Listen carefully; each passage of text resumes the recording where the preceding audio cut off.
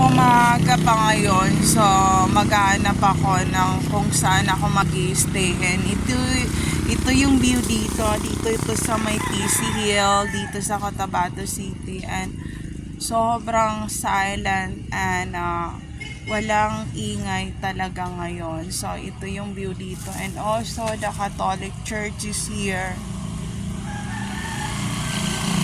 So nagbukas sila ngayon ng maaga sa loob. And shout out to the counselor of this the Cotabato City, Mindanao, Philippines.